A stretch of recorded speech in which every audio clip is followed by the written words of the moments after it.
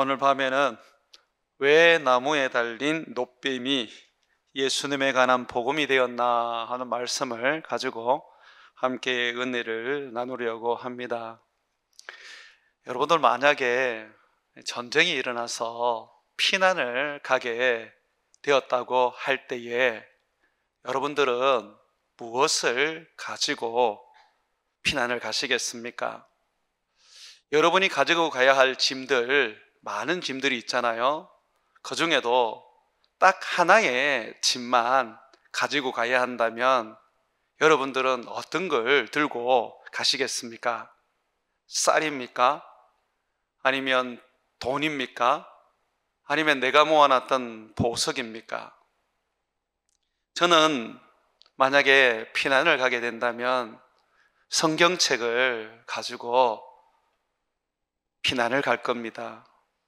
모든 걸 다 버리고 오직 하나의 가지고 가야 할 물건이 있다면 저는 성경책을 선택하겠습니다.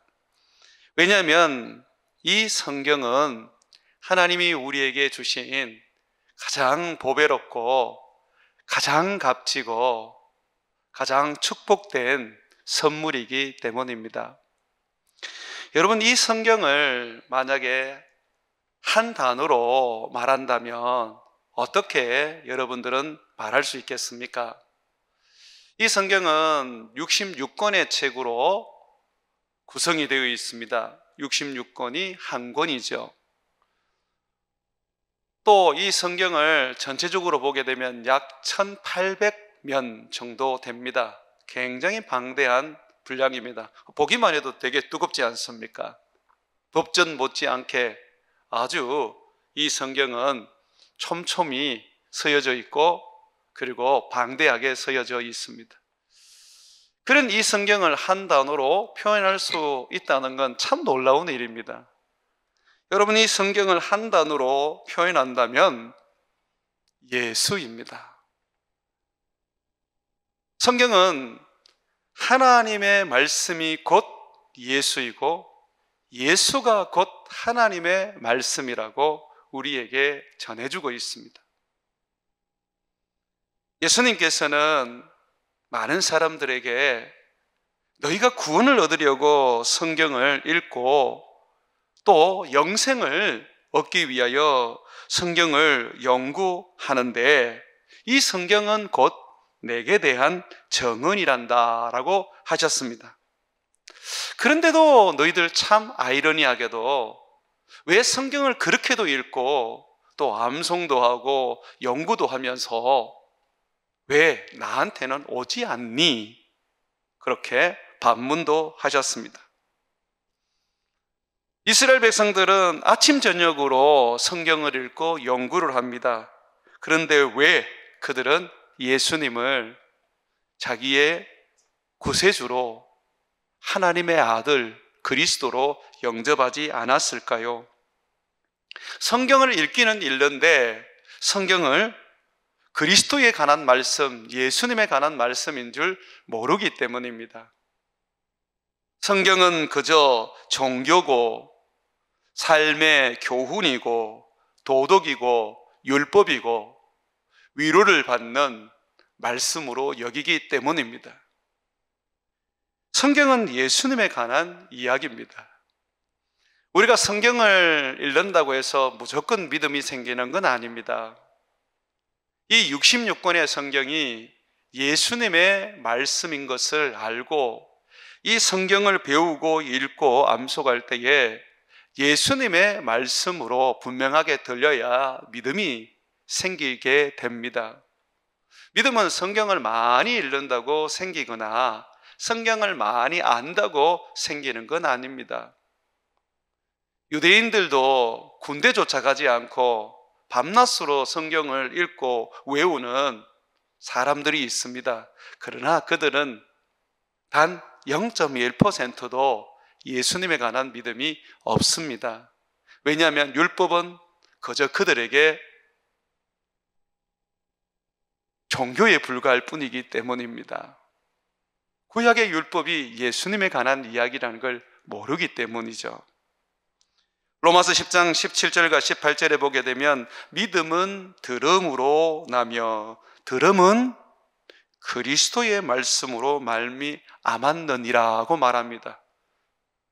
성경이 우리의 믿음을 키워주지 않아요. 성경에 계시되고 성경에 감추어지고 성경에 상징되고 있는 예수님을 우리가 알고 깨닫고 만나고 배우게 될 때 우리는 믿음이 자라는 것입니다. 그러면 이 복음의 말씀이, 예수님의 말씀이 사람들에게 들려지지 않았습니까? 아니라고 성경은 우리에게 고발합니다. 그 소리가 온 땅에 퍼졌고 그 말씀이 땅끝까지 이르렀도다라고 말하고 있습니다. 예수님의 사도들, 제자들, 교회들은 또 선교사들은 온 땅을 다니면서 예수님의 십자가의 복음, 부활의 복음, 다시 오실 재림의 복음을 전파했습니다. 여러분, 지금 나라들 중에 교회가 없는 나라는 없습니다. 북한이 있잖아요. 여러분은 그렇게 말할 줄 모르지만 북한에도 공식적으로 의용이지만 교회가 있고요. 그 교회가 교회라고 말하지 않아도 성도들이 있기 때문에 교회는 존재합니다. 북한이 복음이 없는 나라가 아닙니다. 복음이 들어갔습니다. 중국이 많은 그리스도인들을 박해하고 또 핍박하지만 거기에는 엄연히 복음이 있습니다. 중동도 마찬가지고 이스라엘 나라도 마찬가지입니다. 예수님께서는 말씀이셨습니다. 예수님이 말씀이라는 것은 두 가지 의미입니다. 예수님은 말씀으로 자기를 드러내셨습니다. 빛이 있으라고 말씀하셨고, 주님은 수많은 사람들에게 말씀으로 하나님의 뜻을 전해주셨습니다. 그래서 예수님을 말씀이라 하고요. 또 하나는 성경이 예수님에 관한 이야기이기 때문에 말씀이라고 하는 것입니다. 예수님에 관한 이야기였던 성경, 그 성경의 의미는 예수였는데 그분이 이제는 직접 육신을 입고 이 세상에 오신 것입니다. 그래서 우리는 예수 그리스도를 말씀을 통하여 만나보게 되었고 그분을 만져보게 되었고 내 삶 가운데, 내 마음 가운데 영접하게 되었습니다.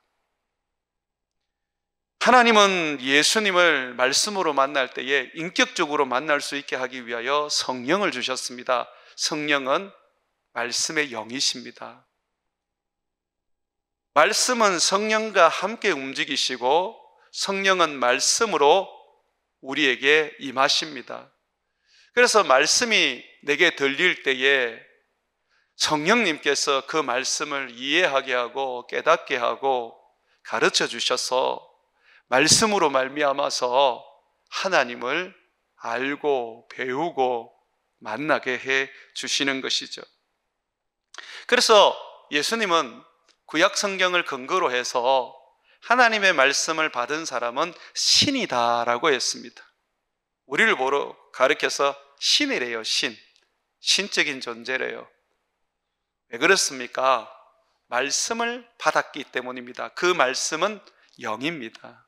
그 말씀은 성령으로 말미암아 우리에게 전해지기 때문에 우리는 그 말씀을 받고 영접하고 믿는 순간에 하나님의 영으로 가득한 신적 존재로 바뀌어지는 것입니다. 그래서 여러분들은 하나님의 자녀인 거예요. 천사와 비교했을 때 전혀 천사보다 못한 존재가 아니라 우월한 존재입니다. 히브리서에는 천사는 구원 얻은 너희들을 섬기라고 보낸 종이다라고까지 말하고 있습니다. 이토록 우리는 우리 존재가 예수 그리스도를 말씀을 통하여 받아들이고 믿음으로 말미암아 존귀한 존재가 되었다는 것을 분명하게 알고 인정해야 합니다. 이 땅에서 가난하고 병들고 죄의 유혹에 쉽게 넘어지지만, 그러나 분명한 것은 내가 예수님을 믿고 그분을 사랑하고 그분의 말씀을 내가 늘 사모한다면 그 사람은 신이라는 것입니다. 주님의 자녀라는 것입니다. 육이 아닙니다. 세상에 속한 자가 아닙니다. 영적인 존재고 하나님 앞에서 거룩한 자녀인데도 불구하고 육적인 삶을 살고 죄된 인생을 살고 하나님을 실망시키는 인생을 살기 때문에 우리 안에 있는 성령께서 탄식하시고 아파하시는 겁니다. 예수님은 날 위하여 십자가에 못 박혀 죽으심으로 나를 하나님 자녀 만들어 주셨는데, 거룩하게 살고 하나님을 기쁘시게 하면서 살고 저 천국의 소망을 들고 살게 하셨는데, 우리는 예수 죽으심을 믿으면서도 여전히 세상적이고 욕망적이고 돈 좋아하는 인생이 되어버렸습니다. 참으로 우리의 어리석음이 얼마나 큰지 몰라요.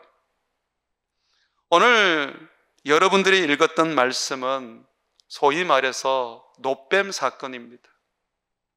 하나님의 백성인 이스라엘 백성들이 육적으로 살고 먹고 사는 것에 연연해서 거기에 소망을 두면서 살고, 하나님이 이끌어 가시는 그 길이 고단하고 험하고 괴롭다고 해서 원망하며 불평하며 살았습니다. 그 결과 하나님께서 그들에게 불뱀을 보내어 그들로 하여금 물어 죽게 하셨습니다. 그러나 하나님은 늘 자비로우신 분입니다. 죄를 지으면 때리시고 원망하고 불평하시면 하나님이 벌을 내리십니다. 그렇지만 회개하기만 하면 하나님은 또 용서하시고 또 불쌍히 여겨서 구원해 주십니다. 사사기 성경을 읽으면 절망적인 부분에서는 인간이 끊임없이 죄를 짓는다는 것이 절망적인 부분입니다. 그런데 희망적인 부분은 죄를 지음에도 불구하고 회개하기만 하면 주님이 또 용서해 주시고 또 용서해 주시고 또 구원해 주시고 또 구원해 주신다는 것입니다. 우리들의 범죄보다 하나님의 용서와 하나님의 사랑이 더 크다는 것을 성경에서 보게 됩니다. 이 놋뱀 사건은 하나님께서 이스라엘 백성들에게 보여주시는 하나의 예수님에 대한 이야기입니다. 놋뱀이 예수님을 상징한다, 예수님에 대한 이야기다라고 할 때에 우리는 상당히 놀라움을 가질 수밖에 없습니다. 뱀은 사탄을 상징을 하게 되는 것이고 또 이스라엘 백성들을 물어 죽인 무서운 독사입니다. 그 독사를 장대 높이 놋뱀의 형상으로 만들어서 달아 놓았습니다. 그런데 그 놋뱀을 예수 그리스도로 비유하고 상징하고 이야기한다는 것은 정말 우리로 하여금 놀랄 수밖에 없는 하나의 말씀입니다. 그러다 보니 사람들이 이 놋뱀과 예수님을 결부시키려고 하지 않습니다. 신성모독이라고 여기기 때문이죠. 그러나 예수님은 분명히 말씀하셨습니다. 내가 바로 구약시대의 모세시대의 그 놋뱀이 말하던 그 구원자다라고 하셨습니다. 요한복음 3장 14절과 17절에 보게 되면 예수님이 이렇게 말씀하십니다.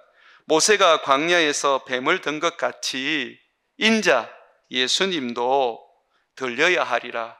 십자가에 못 박혀야 된다고 말합니다. 이는 그를 믿는 자마다 영생을 얻게 하려 하심이니라. 실질적으로 이스라엘 백성들이 불뱀에게 물렸을 때에 장대 높이 달려있는 노뱀을 바라보기만 하면 다 살아났습니다. 뱀의 독이 없어지고 죽음에서 살아났습니다. 예수님은 그 이야기를 하시면서 십자가에 못 박혀 죽은 나를 너희가 바라보고 너희가 믿으면 너희는 구원을 얻게 된다라고 하셨습니다. 다시 한번 제가 읽어드리겠습니다. 모세가 광야에서 뱀을 든 것 같이 인자도 들려야 하리니 이는 그를 믿는 자마다 영생을 얻게 하려 하심이니라. 하나님이 세상을 이처럼 사랑하사 독생자를 주셨으니 이는 그를 믿는 자마다 멸망치 않고 영생을 얻게 하려 하심이라. 하나님이 그 아들을 세상에 보내신 것은 세상을 심판하려 하심이 아니요 그로 말미암아 세상이 구원을 받게 하려 하심이라고 말하고 있습니다. 예수님은 우리가 혐오스러운 불뱀의 상징으로 우리에게 알려지고 있습니다.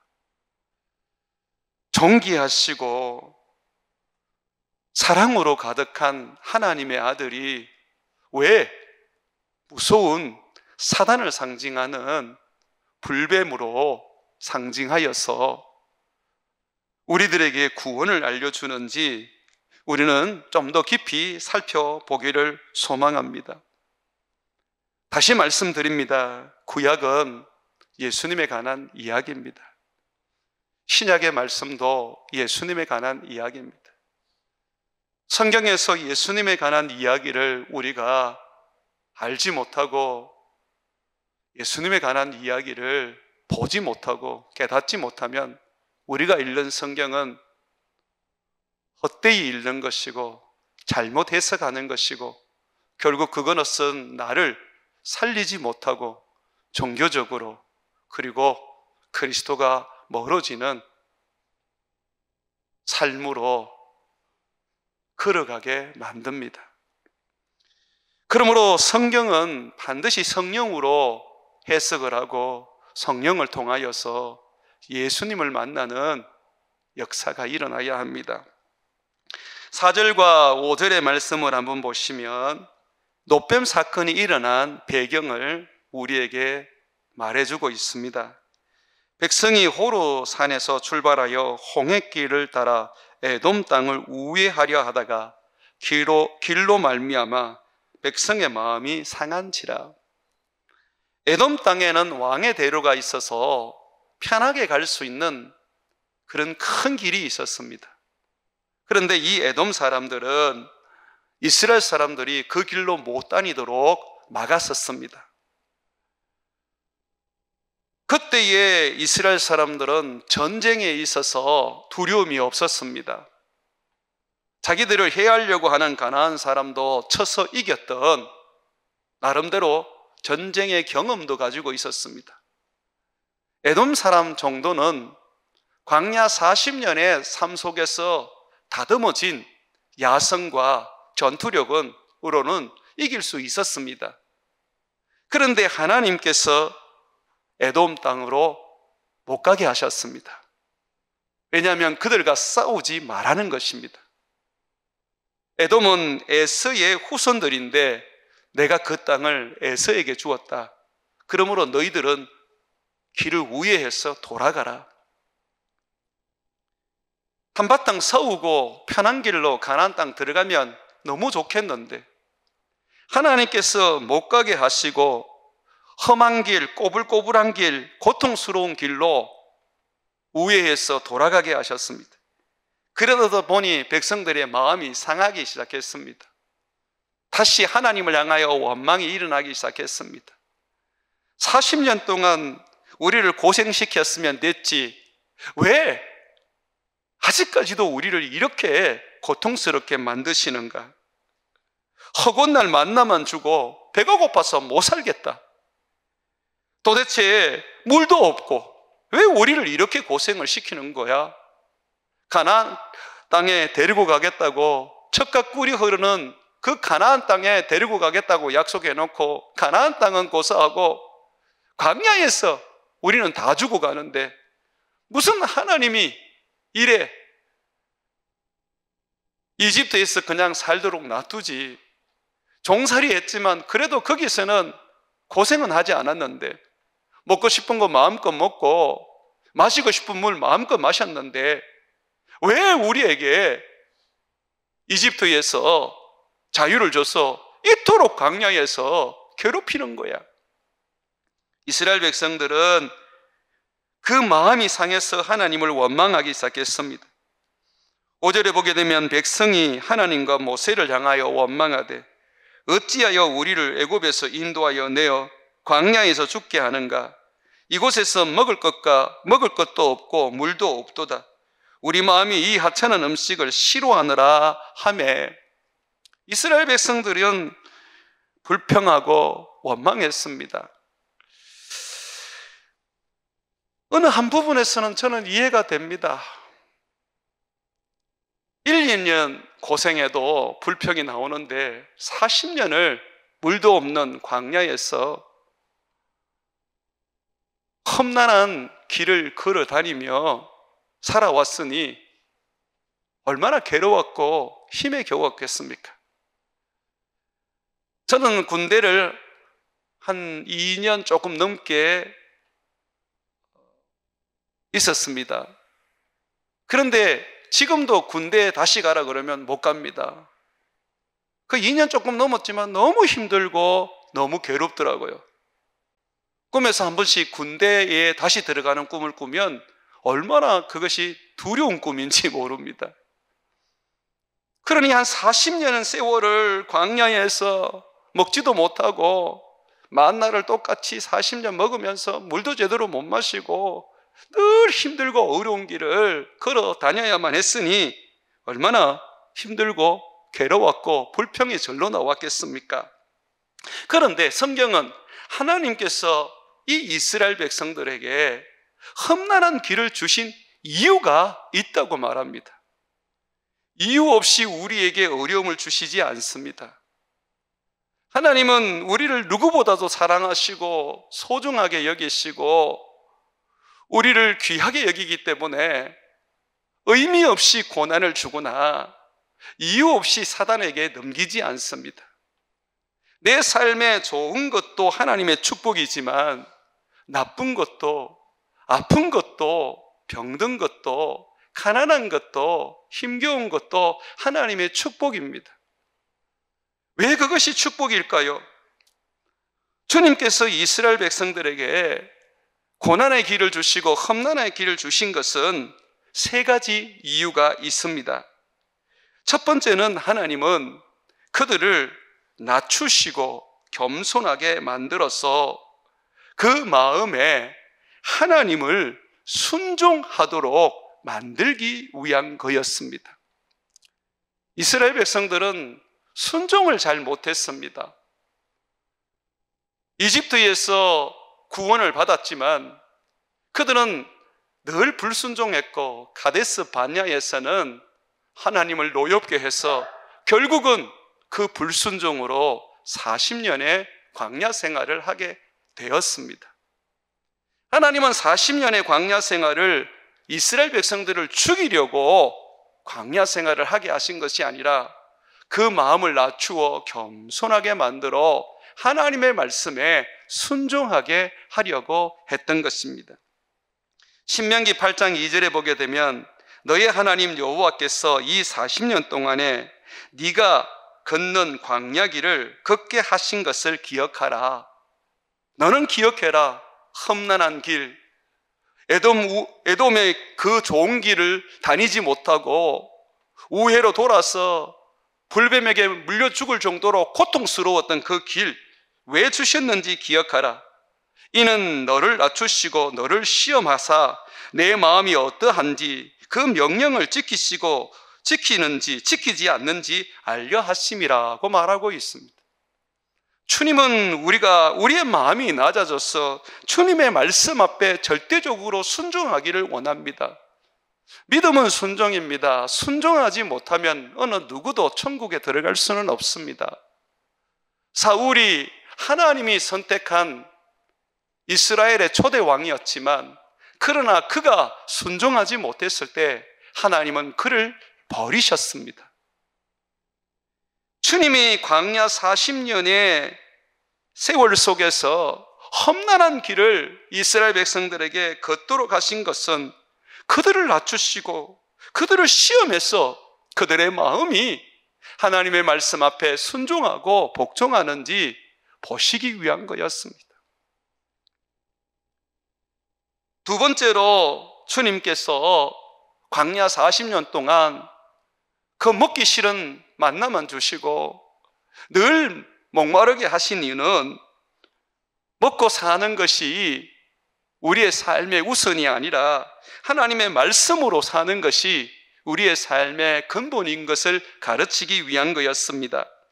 신명기 8장 3절에 보게 되면 너를 낮추시며 너를 줄이게 하시며 또 너로 알지 못하며 내 조상들도 알지 못하던 만나를 너에게 먹이신 것은 사람이 떡으로만 사는 것이 아니요 하나님의 입에서 나오는 모든 말씀으로 사는 줄을 네가 알게 하려 하심이라고 말하고 있습니다.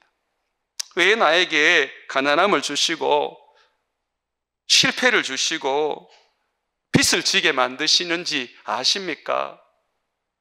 남들은 잘 먹고 사는데 나는 왜 먹는 거 하나 제대로 못 먹으면서 힘겹게 사는지 아십니까?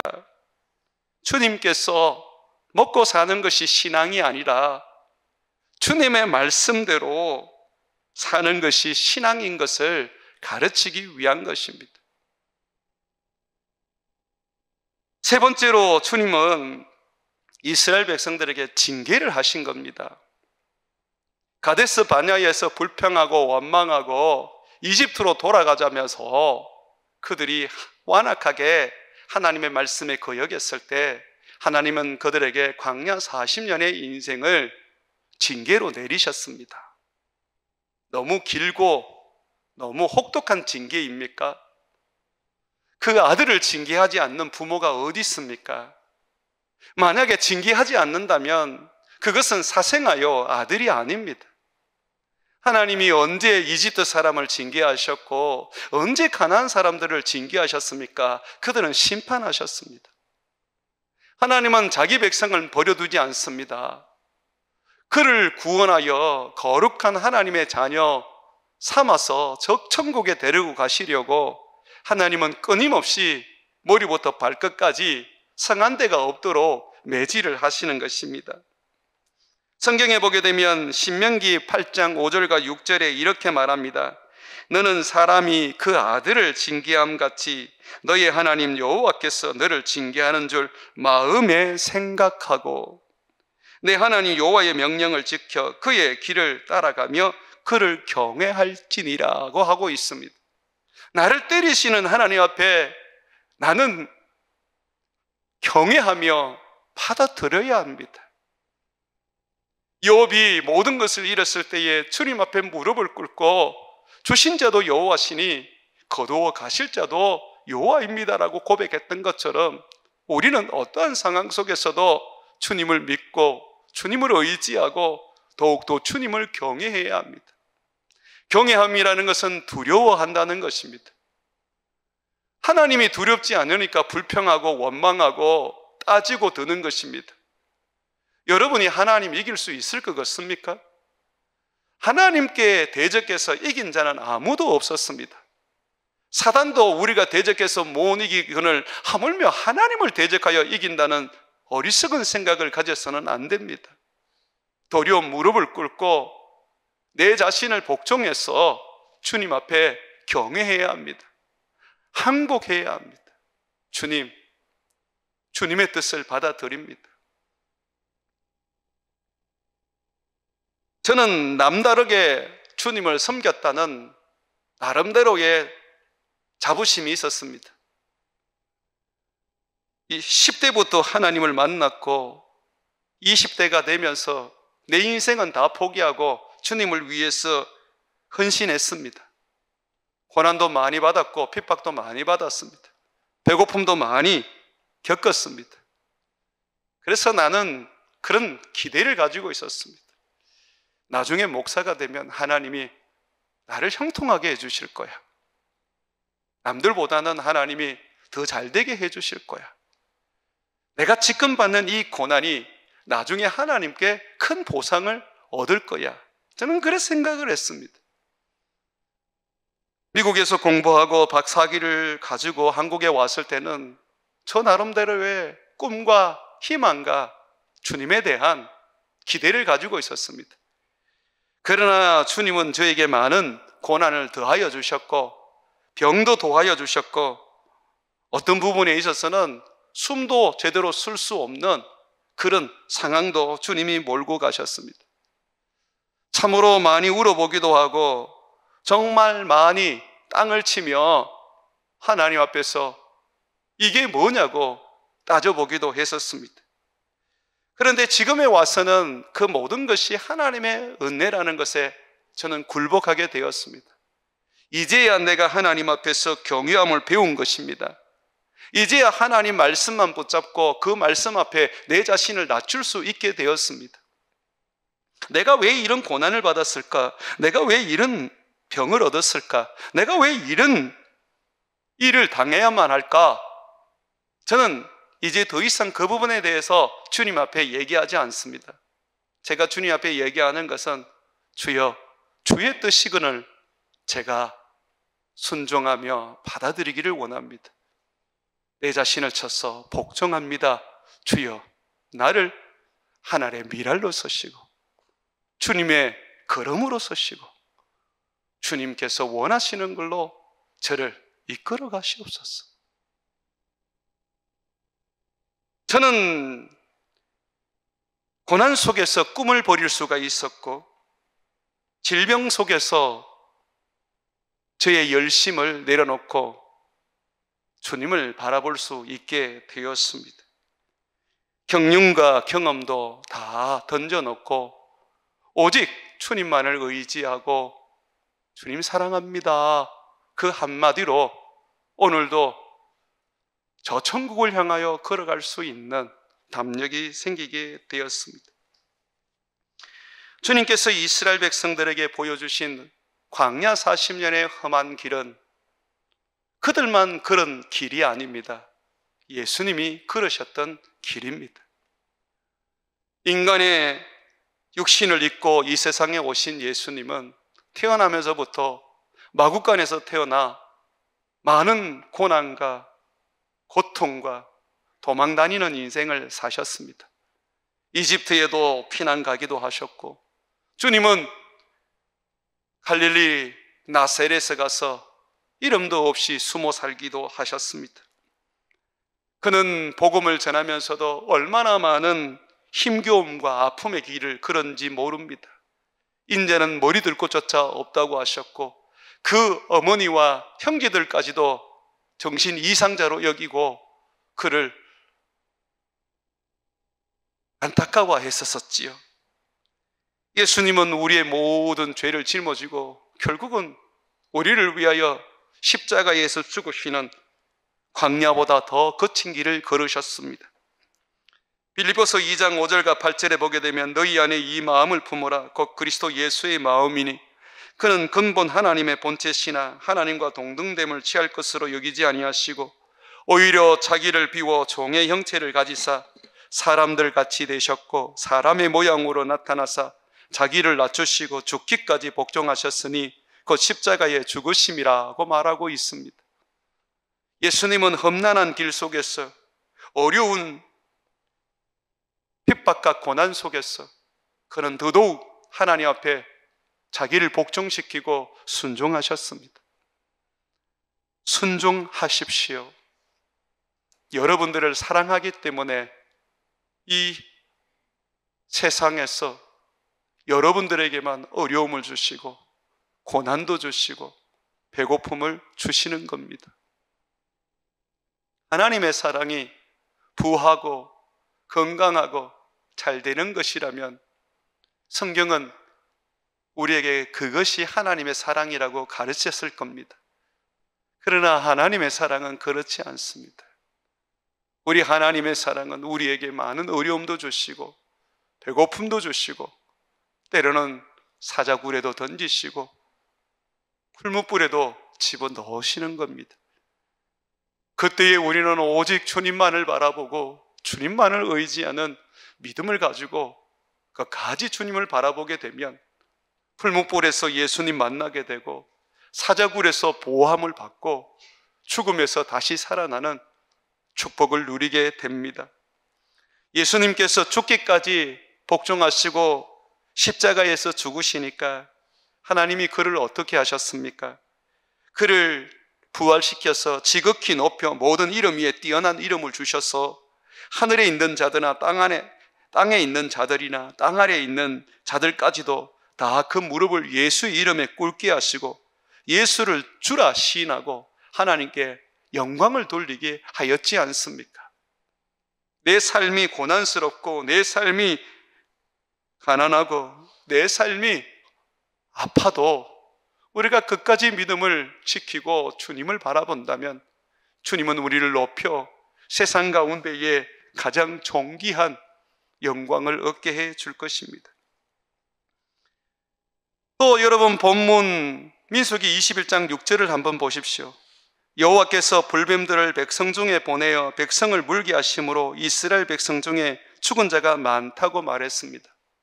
불평하고 원망하니까 광야에서 가장 맹독을 가지고 있는 이 불뱀으로 물어 죽이게 했습니다. 이사야서에 보게 되면 이 불뱀은 날아다니는 뱀이라고 말하고 있습니다. 날아다니는 뱀들이 있습니다. 이 뱀은 그냥 내가 피해 다닌다고 피해 다닐 수 있는 게 아닙니다. 순식간에 날아와서 나를 물어 죽입니다.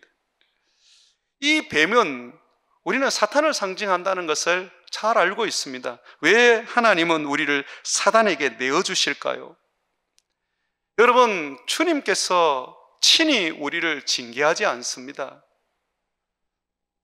징계는 사단을 통해서 하십니다. 왜 하나님의 자녀가, 왜 하나님의 자녀가 사단에게 넘겨져야 합니까? 죄를 지어서 그렇지 않습니까? 불평하고 원망해서 그렇지 않습니까? 순종하지 않아서 그렇지 않습니다. 여러분, 우리가 주님 말씀에 순종하고 주님 말씀 앞에 복종하고 감사하며 모든 것을 인정하고 경외한다면 주님은 우리를 사단에 던질 이유가 없습니다. 다시 말해서 우리를 시험하실 이유가 없습니다.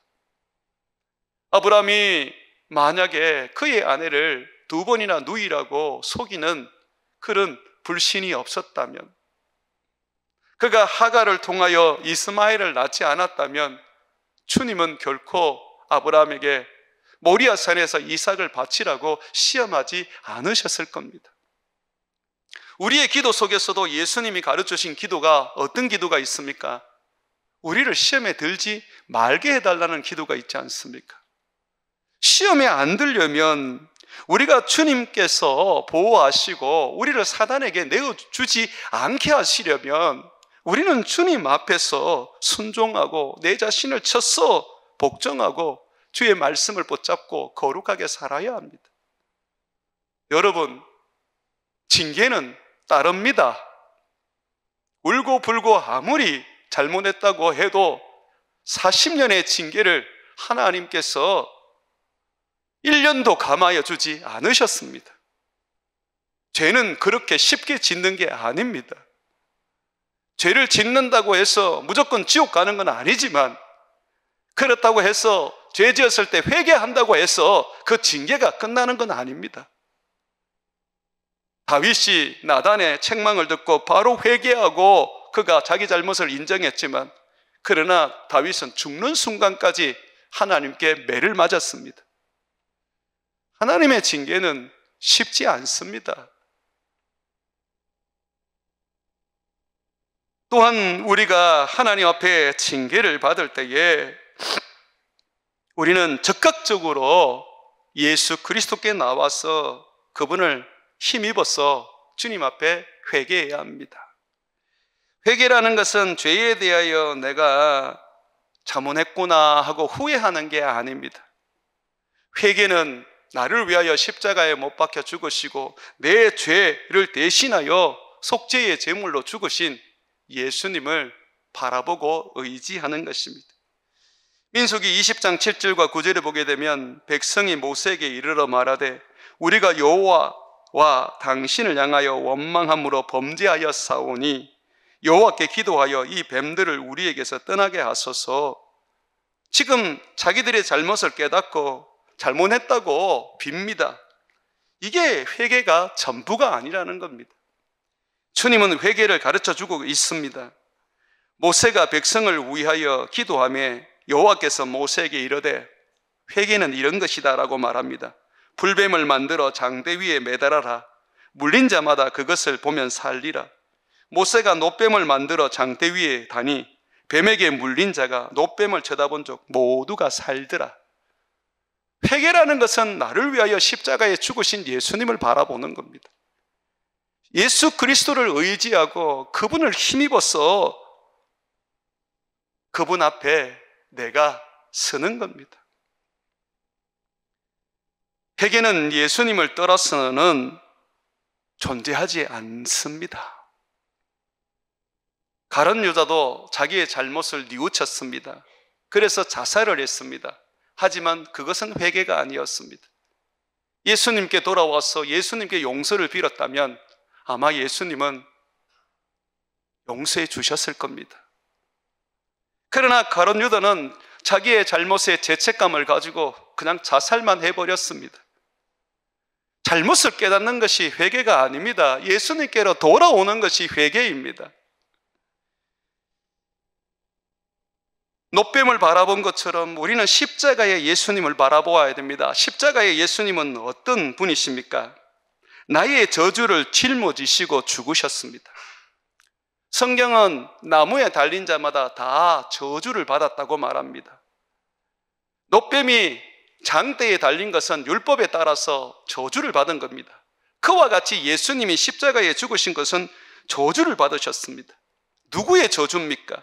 갈라디아서 3장 13절에 보게 되면 그리스도께서 우리를 위하여 저주를 받은 바 되사 율법의 저주에서 우리를 속량하셨으니 기록된 바 나무에 달린 자마다 저주 아래에 있는 자라 하였느니라고 하였습니다.